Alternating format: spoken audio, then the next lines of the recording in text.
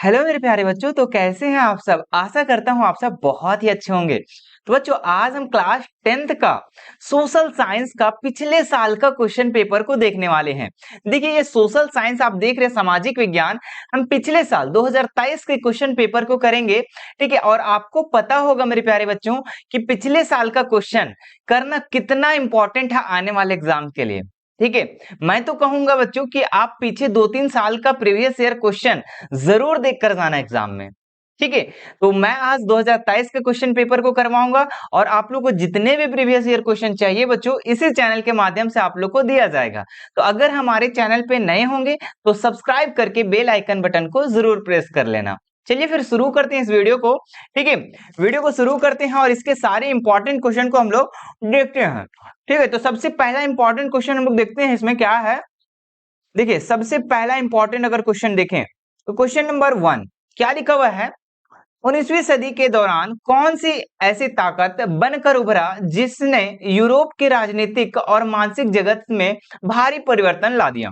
तो ऑप्शन है मेरे प्यारे बच्चों, उदारवाद, साम्यवाद, राष्ट्रवाद, निरंकुशवाद। ठीक है, तो इसका जो राइट आंसर हो जाएगा राष्ट्रवाद। क्या हो जाएगा मेरे प्यारे बच्चों, तो इसका राइट आंसर हो जाएगा राष्ट्रवाद। ठीक है, चलिए दूसरा नंबर क्वेश्चन देखते हैं। हमारा दूसरा क्या सवाल है, फ्रांस में प्रथम विद्रोह कब हुआ था। ठीक है, ये जो क्वेश्चन आपका 2022 वाले एग्जाम में भी पूछा गया था। ठीक है, इसीलिए बोलते हैं कि प्रीवियस ईयर क्वेश्चन करके जाना चाहिए, वरना बाद में पछताने से अच्छा है कि 10 मिनट टाइम देके कर लेना चाहिए। अब देखो इसमें क्या क्या ऑप्शन है, जुलाई 1801, जुलाई 1804, जुलाई 1815, जुलाई 1830। ठीक है, तो इसका जो सही उत्तर हो जाएगा आप लोग का जुलाई 1830। फ्रांस में जो प्रथम विद्रोह हुआ था वो जुलाई 1830 को हुआ था। चलिए तीसरा नंबर क्वेश्चन देखते हैं, हमारा क्या लिखा हुआ है। 1804 की नागरिक संहिता, जिसे आमतौर पर नेपोलियन की संहिता के नाम से भी जाना जाता है, उसने फ्रांस में सुधार के लिए क्या कदम उठाया। ठीक है, तो ऑप्शन है जन्म पर आधारित विशेष अधिकार समाप्त कर दिया, कानून के समक्ष बराबरी और संपत्तियों के अधिकार को सुरक्षित बनाया, प्रशासनिक विभाजनों को सरल बनाया, या इनमें से सभी। तो इसका जो सही उत्तर हो जाएगा मेरे प्यारे बच्चों ऑप्शन नंबर 4, इनमें से सभी। चलिए क्वेश्चन नंबर 4 को देख लीजिए, क्या लिखा हुआ। 1917 में गांधी जी ने खेड़ा जिले के किसानों की मदद के लिए सत्याग्रह का आयोजन किया था। खेड़ा भारत के किस राज्य में स्थित है। ठीक है, तो ये जो खेड़ा है बच्चों ये गुजरात में स्थित है। ऑप्शन नंबर 1 इसका राइट हो जाएगा। ठीक है, चलो आगे बढ़ते हैं हम लोग। 5 नंबर सवाल, साइमन कमीशन भारत क्यों आया। तो ऑप्शन है नई शिक्षा नीति लागू करने, लगान संबंधित नए कानून बनाने, संवैधानिक व्यवस्था की कार्यशैली का अध्ययन करने, व्यापार संबंधित कानून बनाने। ठीक है, तो साइमन कमीशन इसलिए भारत आया था बच्चों कि संवैधानिक व्यवस्था की कार्यशैली का अध्ययन करने, ठीक है, स्टडी करने के लिए आया था। तो ऑप्शन नंबर 3 इसका बिल्कुल राइट हो जाएगा। आगे बढ़ते हम लोग 6 नंबर सवाल में। 1840 के दशक के मध्य में आयरलैंड में किसी बीमारी के कारण निम्न में से कौन सा फसल खराब हो गया जिससे लाखों लोग भुखमरी के कारण मौत के मुंह में चले गए। ठीक है, तो ऑप्शन है चावल, आलू, मक्का, मूंगफली। तो इसका सही उत्तर हो जाएगा आलू। ठीक है, आगे बढ़ते हम लोग अगले सवाल में। प्रथम विश्व युद्ध, ठीक है, प्रथम विश्व युद्ध ये कब हुआ था। 1914 से 1918। ठीक है, प्रथम जो विश्व युद्ध हुआ था ये 1914 से 1918। ठीक है, अब यहाँ पे क्या है कि प्रथम विश्व युद्ध खत्म होने के केवल 2 दशक बाद दूसरा विश्व युद्ध शुरू हो गया, जिसमें एक गुट में धुरी शक्तियाँ मुख्य तौर पे नाज़ी जर्मनी, जापान और इटली थी। दूसरा खेमा जो मित्र राष्ट्रों के नाम से जाना जाता है। उनमें से कौन कौन से देश हैं। तो मेरे प्यारे बच्चों आपको बता देते हैं कि जो प्रथम विश्व युद्ध हुआ था, ठीक है, ये खत्म होने के बाद जब दूसरा युद्ध हुआ था, ठीक है, तो इसमें जो है दो भाग में बट गया था पूरा देश। ठीक है, एक है धुरी राष्ट्र और एक है आपका मित्र राष्ट्र। ठीक है, तो धुरी राष्ट्र में नाज़ी जर्मनी, जापान और इटली थी, लेकिन जो दूसरा जो था मित्र राष्ट्र, उनमें कौन कौन सा देश था इसके बारे में पूछ रहा है। ठीक है, तो इनमें जो देश था बच्चों ये था आपका ब्रिटेन, सोवियत संघ, फ्रांस और अमेरिका। ऑप्शन नंबर 3 इसका बिल्कुल राइट हो जाएगा। आगे बढ़ते हम लोग 8 नंबर सवाल में। क्या लिखा हुआ। 1929 के आर्थिक मंदी के कारण दुनिया के ज्यादातर हिस्सों में निम्न में से किसकी भयानक गिरावट दर्ज की गई? ठीक है, तो उत्पादन, रोजगार, आय और व्यापार, इनमें से सभी। ठीक है, तो जब आर्थिक मंदी हुआ था बच्चों तो उसमें सभी चीज का गिरावट आ गया था, उत्पादन में भी, रोजगार में भी, आय और व्यापार में भी। तो ऑप्शन नंबर 4 इसका राइट हो जाएगा, इनमें से सभी। आगे बढ़ते हम लोग 9 नंबर सवाल, बुनकरों को कच्ची कपास की समस्या का सामना क्यों करना पड़ा? तो ऑप्शन है कच्ची कपास की निर्यात में वृद्धि, कपास की फसल नष्ट हो गई, स्थानीय बाजार सिकुड़ गए, निर्यात बाजार गिर गया। ठीक है, तो इसका जो सही उत्तर हो जाएगा बच्चों ऑप्शन नंबर 1। ठीक है, कच्चे कपास के निर्यात में वृद्धि हो गई। ठीक है, इसीलिए यहाँ पे क्या हुआ कि बुनकरों को कच्ची कपास के लिए समस्या का सामना करना पड़ा। आगे बढ़ते हैं हम लोग अगले सवाल में। 19वीं शताब्दी के दौरान ब्रिटेन में सर्वाधिक गतिशील उद्योग में कौन से थे? ठीक है, तो ऑप्शन है धातु और चीनी, कपास और चीनी, कपास और धातु, कपास और पेट्रोलियम। ठीक है, तो इसका जो सही उत्तर हो जाएगा बच्चों आप लोग का कपास और धातु। ठीक है, ऑप्शन नंबर 3 इसका बिल्कुल सही हो जाएगा। आगे बढ़ते हम लोग 11 नंबर सवाल में, मुद्रण तकनीक सबसे पहले कहाँ विकसित हुई? ठीक है, तो ऑप्शन है भारत, चीन, फ्रांस, यूरोप। ठीक है, तो इसका जो सही उत्तर हो जाएगा चीन। ठीक है, मुद्रण तकनीक जो था ये सबसे पहले चीन में विकसित हुआ था। आगे बढ़ते हम लोग 12 नंबर सवाल। ठीक है, निम्न जातीय आंदोलनों के मराठी प्रणेता कौन थे जिन्होंने अपनी पुस्तक गुलामगिरी में जाति प्रथा के अत्याचारों पर लिखा है? ठीक है, तो ऑप्शन है ज्योतिबा फुले, राजा राम मोहन राय, बंकिम चंद्र, बाल गंगाधर तिलक। तो इसका सही उत्तर हो जाएगा ज्योतिबा फुले। ठीक है, आगे बढ़ते हैं हम लोग अगले सवाल में।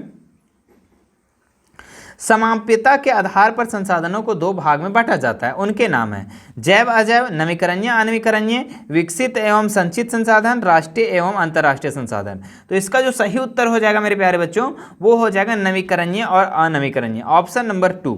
ठीक है, समाप्यता के आधार पर संसाधन को 2 भाग में बांटा गया है, नवीकरणीय और अनवीकरणीय। आगे बढ़ते हैं अगले सवाल।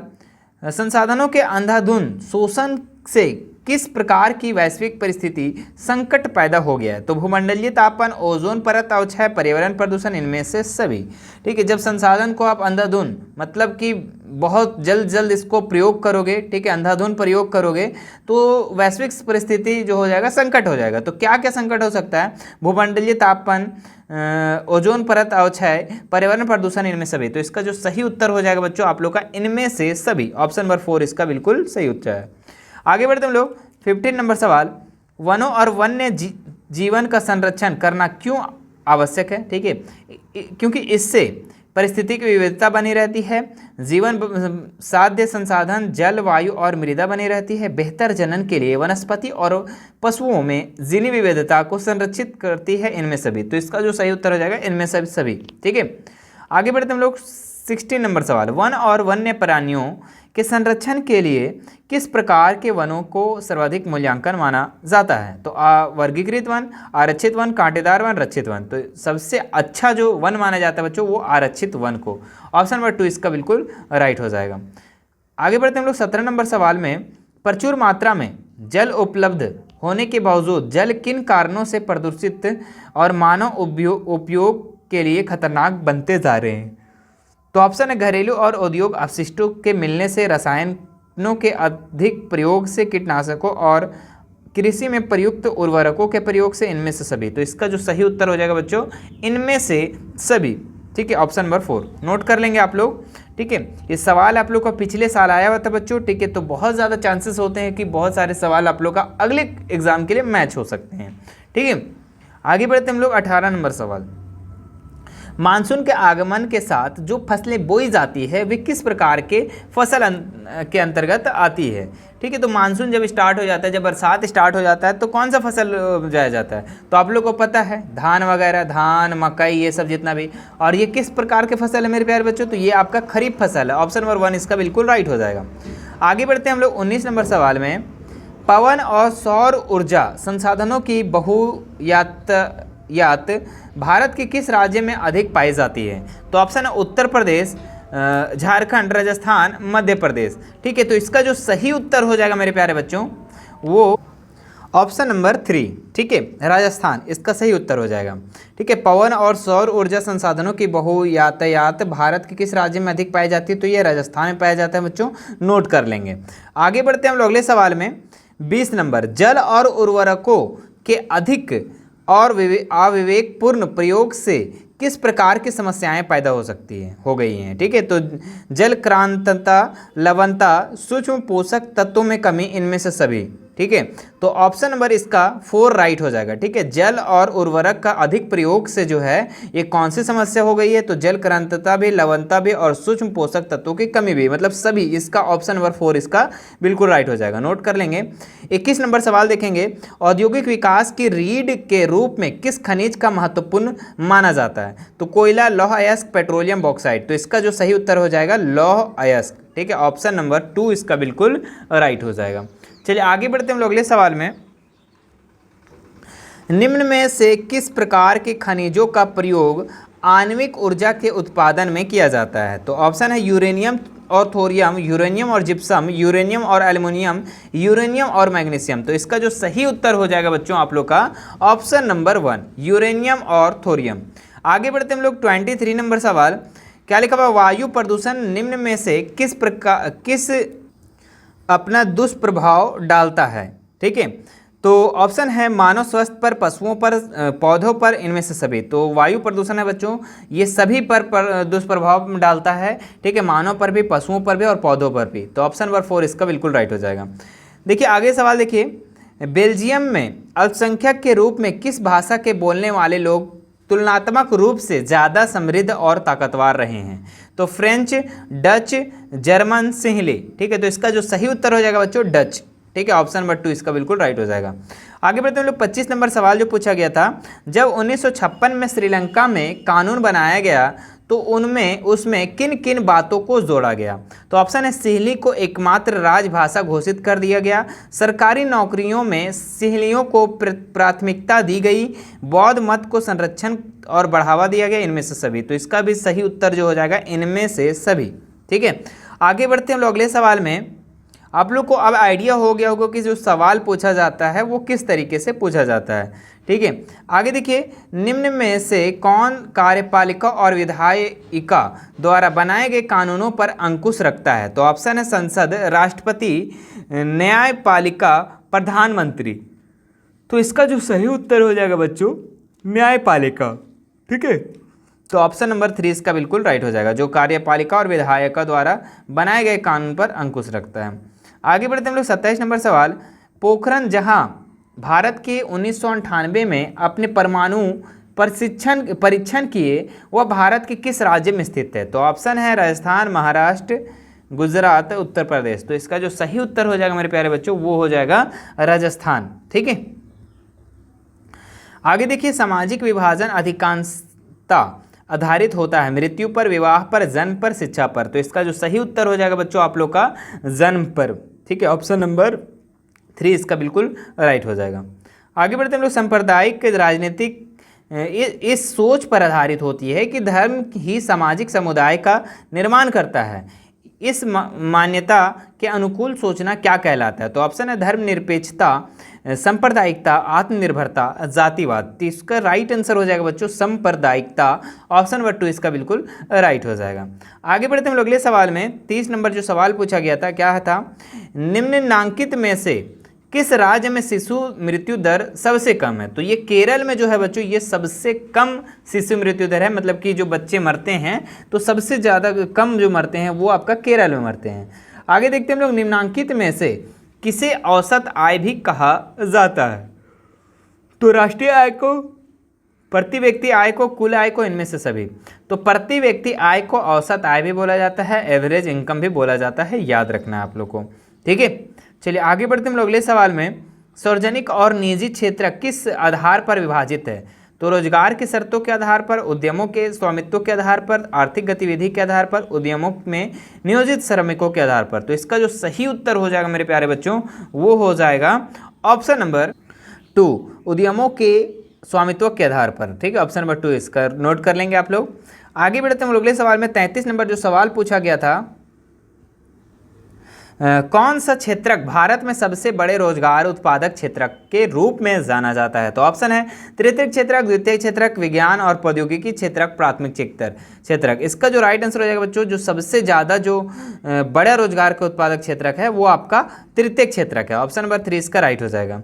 आगे बढ़ते हम लोग 34 नंबर सवाल, निम्न में से कौन महत्वपूर्ण मध्यवर्ती भूमिका प्रदान करके आवश्यकताओं के दोहरे संयोग की जरूरत को खत्म कर देती है? ठीक है, तो इसका जो सही उत्तर हो जाएगा बच्चों आप लोग का ऑप्शन नंबर 1। ठीक है, मुद्रा इसका सही उत्तर हो जाएगा। आगे बढ़ते हम लोग अगले सवाल में, सामान्यतः बहुराष्ट्रीय कंपनियां उसी स्थान पर उत्पादन कई इकाई स्थापित करती है जहां बाजार नज़दीक हो, कम लागत पर श्रमिक उपलब्ध हो, उत्पादन के अन्य कारक उपलब्ध हो, इनमें से सभी। तो इसका भी राइट आंसर जो हो जाएगा बच्चों इनमें से सभी, ऑप्शन नंबर 4 इसका बिल्कुल सही हो जाएगा। आगे बढ़ते हैं अगले सवाल में 36 नंबर सवाल में, विभिन्न देशों के बाजारों को जोड़ने या एकीकरण में निम्न में कौन सहायक होता है? बैंक, विदेशी व्यापार, उद्योग, कृषि। मतलब एक देश से दूसरे देश के बाजार को जोड़ना विदेशी व्यापार बच्चों। ठीक है, ऑप्शन नंबर 2 इसका राइट हो जाएगा। मतलब एक देश को दूसरा देश कैसे जोड़ता है? तो विदेशी व्यापार से। आगे बढ़ते हम लोग 37 नंबर, 1960 के दशक में व्यवस्थित रूप में उपभोक्ता आंदोलन का उदय निम्न में से किन कारणों से हुआ? ठीक है, अत्यधिक खाद्य की कमी, खाद्यान्नों की जमाखोरी, खाद्य पदार्थों एवं खाद्य तेलों में मिलावट, इनमें से सभी। इनमें से सभी इसका राइट आंसर हो जाएगा बच्चों, ऑप्शन नंबर 4 इसका राइट हो जाएगा। आगे बढ़ते हम लोग संविधान में संशोधन करके लोकतांत्रिक शासन व्यवस्था के तीसरे स्तर को किस प्रकार बनाया गया है? शक्तिशाली और अप्रभावी, संवैधानिक और अप्रभावी, स्वतंत्र और अप्रभावी। तो इसका जो सही उत्तर हो जाएगा बच्चों आप लोग का ऑप्शन नंबर 1। ठीक है, शक्तिशाली और प्रभावी बनाया गया है। ठीक है, आगे बढ़ते हम लोग अगले सवाल में, अन्य जाति समूहों से भेदभाव और उन्हें अपने से अलग मानने की धारणा निम्न में से किस व्यवस्था पर आधारित है? ऑप्शन है शासन व्यवस्था, राजनीतिक व्यवस्था, वर्ण व्यवस्था, दलीय व्यवस्था। तो इसका जो राइट आंसर हो जाएगा बच्चों आप लोग का वर्ण व्यवस्था, ऑप्शन नंबर 3 इसका बिल्कुल सही हो जाएगा। आगे देखते हैं हम लोग, नींद आ रहा है भाई।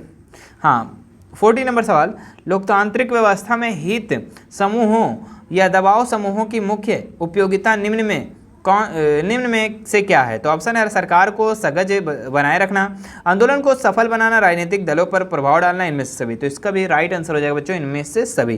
ठीक है, तो ये था बच्चों जो पिछले 2023 का क्वेश्चन पेपर जो सोशल साइंस का, ठीक है, किसका, एसएसटी का क्वेश्चन पेपर था। ठीक है, और इसी तरीके का कुछ सवाल पूछे गए थे आप लोग का झारखंड बोर्ड के लिए। ठीक है, तो उम्मीद है कि आपको ये 40 क्वेश्चन अच्छे से अब आ गया होगा। ठीक है, अब ये इनमें से 40 में से कोई भी सवाल आपके एग्जाम में अगर आते हैं, रिपीट करते हैं, तो आप आराम से बना लोगे। लेकिन अगर इस वीडियो को नहीं देखते बच्चों, तो हमको नहीं लगता है कि ये सवाल जो आप लोग कर पाते अच्छे से। ठीक है, तो आप बहुत अच्छा किए कि वीडियो को देख लिए। अगर इसी तरीके से आप 2022 का भी क्वेश्चन को देखना चाहते हैं और भी सब्जेक्ट का जो कि प्रीवियस क्वेश्चन में पूछा गया था, ठीक है, PYQ प्रीवियस ईयर क्वेश्चन, ठीक है, जो कि मैं 2-3 सालों का आप लोग को इसी चैनल के माध्यम से बता दूंगा। ठीक है, तो आप हमारे चैनल पे नए होंगे तो सब्सक्राइब करके बेल आइकन बटन को ज़रूर प्रेस कर लेना, ताकि मैं जैसे ही दूसरे सब्जेक्ट का वीडियो आप लोग के सामने अपलोड करूं प्रीवियस क्वेश्चन, तो आपके पास नोटिफिकेशन चला जाए। ठीक है, और अपने बोर्ड एग्जाम की तैयारी अच्छे से अच्छे कीजिए बच्चों। ठीक है, अभी से ही जी जान लगा दीजिए और अच्छा प्रिपरेशन कीजिए और अच्छा नंबर लाइए। ठीक है, सभी चीज़ को मिलाकर ऑब्जेक्टिव सब्जेक्टिव अच्छे तरीके से तैयार कीजिए। अभी आप लोग पास समय है बच्चों, ठीक है, समय आप लोग का गुजर जाएगा तो फिर ये समय फिर रिटर्न नहीं आने वाला है, इस चीज़ का ध्यान रखना। ठीक है, जो अभी समय चल रहा है ना, वो समय रिटर्न नहीं आएगा। आप अगर अभी किसी चीज़ में ध्यान देते हो, PUBG, free fire, mobile, Instagram पे अगर इधर ध्यान देते हो, तो उससे थोड़ा सा हट जाओ, अपने 10th बोर्ड को बढ़िया से बढ़िया तैयारी करो। ठीक है, ज़्यादा से ज़्यादा देखो, इसका जो प्रीवियस है ना, हम साइंस का भी डाल दिए हैं, मैथ का भी बहुत जल्दी डाल देंगे। ठीक है, तो सारे प्रीवियस ईयर क्वेश्चन भी ज़रूर देख के जाना। ठीक है, तेज देखो, टॉपर बच्चा करता क्या है? ठीक है, टॉपर बच्चा जो है वो करता क्या है? टॉपर बच्चा वो क्या करता है ना, प्रीवियस 2-3 साल का क्वेश्चन को देख लेता है कि क्वेश्चन जो है किस तरीके से पूछा जाता है, किस लेवल पे पूछा जा रहा है, उसी बेस पे वो तैयारी करता है। ठीक है, एक तो प्रीवियस ईयर क्वेश्चन तो देखता ही है, उसके बाद भी और भी तैयारी करता है। ऐसा नहीं कि सिर्फ प्रीवियस क्वेश्चन देख करके गया और टॉप कर गया, ऐसा नहीं, वो और भी तैयारी करता है। लेकिन हाँ, प्रीवियस ईयर क्वेश्चन जरूर देखता है वो बंदा। ठीक है, जो टॉप करता है ना वो बंदा ज़रूर प्रीवियस ईयर क्वेश्चन देखता है, वो समझता है कि क्वेश्चन आखिर किस लेवल से पूछे जा रहे हैं, किस तरीके से पूछे जा रहे हैं। ठीक है, तो आपको भी देखना है और अनुमान लगाना है अच्छे तरीके से और अपना प्रिपरेशन करना है अच्छे से। ठीक है, सब्जेक्टिव ऑब्जेक्टिव अभी से याद करना स्टार्ट कर दो बच्चों। ठीक है, टाइम रिटर्न नहीं आएगा, हम बार बार बोल रहे हैं टाइम रिटर्न नहीं आएगा। ठीक है, चलिए मिलते हैं नेक्स्ट वीडियो में। Thank you so much. और बच्चों बता देता हूं कि आप हमारे इंस्टाग्राम, टेलीग्राम और व्हाट्सअप से लिंक से आप हमसे ऐड हो सकते हैं, जुड़ सकते हैं, फॉलो कर सकते हैं। ठीक है, वहां भी आप लोग को बहुत नॉलेजेबल चीज़ मिलती है। ठीक है, PDF मिलती हैं और बहुत सारे जो भी आपके झारखंड से कोई भी अपडेट आती हैं तो आपको दे दिया जाता है बहुत जल्द। ठीक है, चलिए फिर मिलते हैं नेक्स्ट वीडियो में। Thank you so much.